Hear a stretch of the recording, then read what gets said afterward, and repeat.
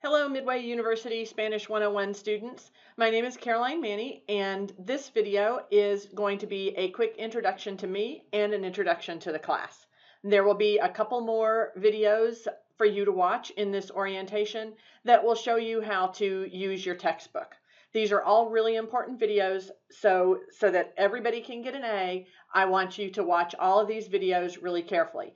And there'll be a quiz at the end of this series of videos, so pay attention. Okay, let me introduce myself first. My name is Caroline Manny. I have been teaching Spanish since 1987, which doesn't make me as old as you think, although I guess it does make me kind of old.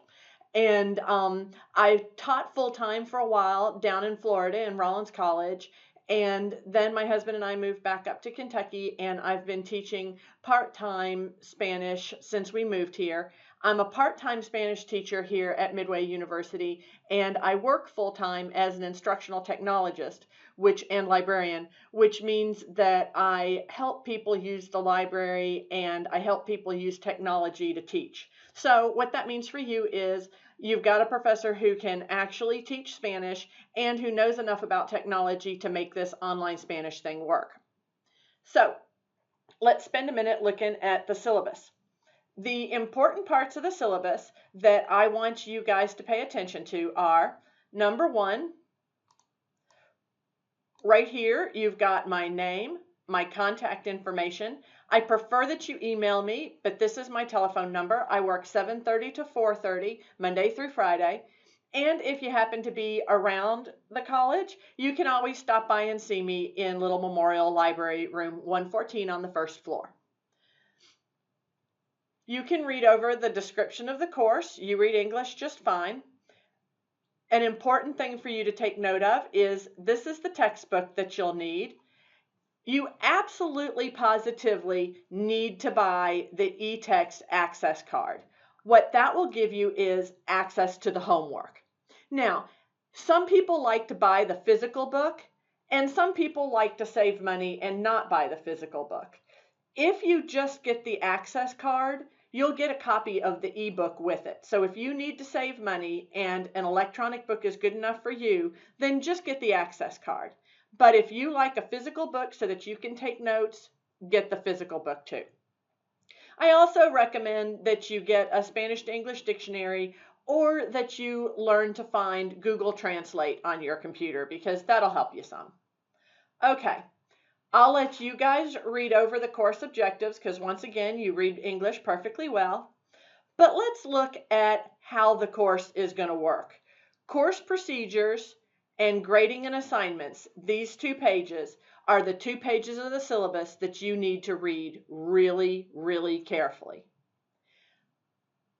I'll let you read the course procedures, but I need to spend a minute going over what your grade is going to be based on so that everybody understands. First, your grade will be based on 4 exams. We're going to have 4 exams in the class, 1 for each chapter of the book that we cover. We're going to cover the first 4 chapters of the book.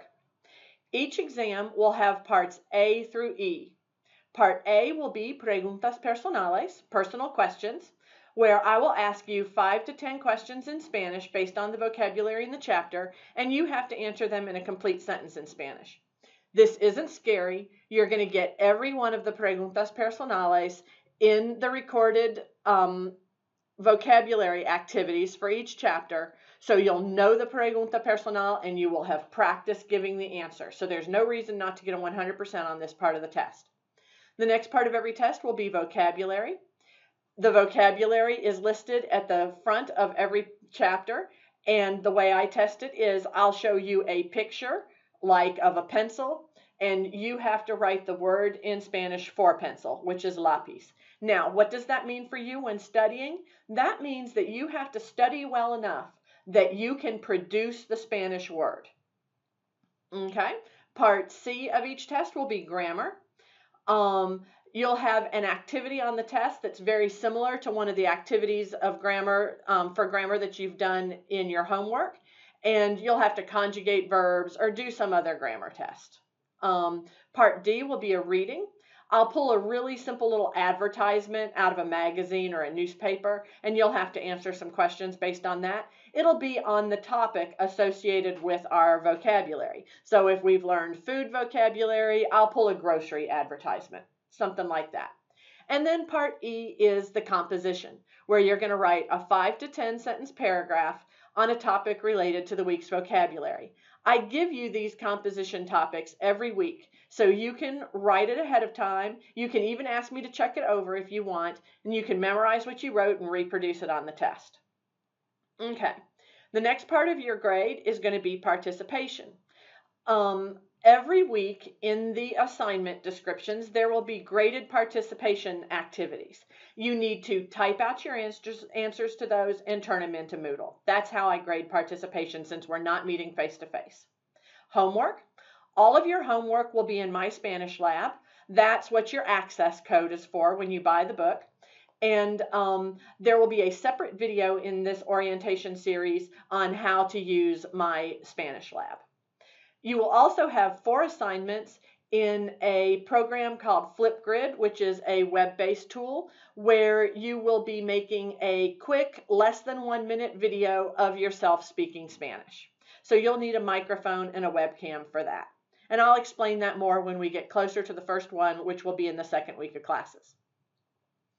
In this semester, you will write 2 compositions in Spanish, one at midterms and one at finals. They'll be about a page or 2 pages long. The first one's about a page. The second one, you'll be able to write about 2 pages of Spanish.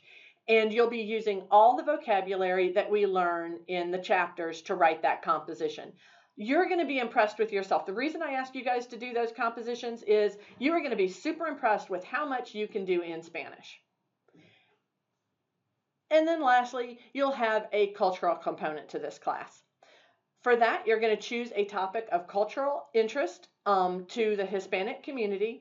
And I would prefer that your topic also be of interest to your own major or your personal interests. And you're going to write, so in other words, this doesn't have to be a culture with a capital C, like something you'd see in a museum. This could be culture with a lowercase c, just something related to pop culture in Hispanic America. And you're going to write a 3 to 5 page paper on that topic. And there'll be more instructions about that as we go along. So all of those things are going to add up to 1,000 points. So if you get 900 of those points, you'll get an A, 800 a B, 700 a C, etc. That's basically what you need to know about how this course is going to work.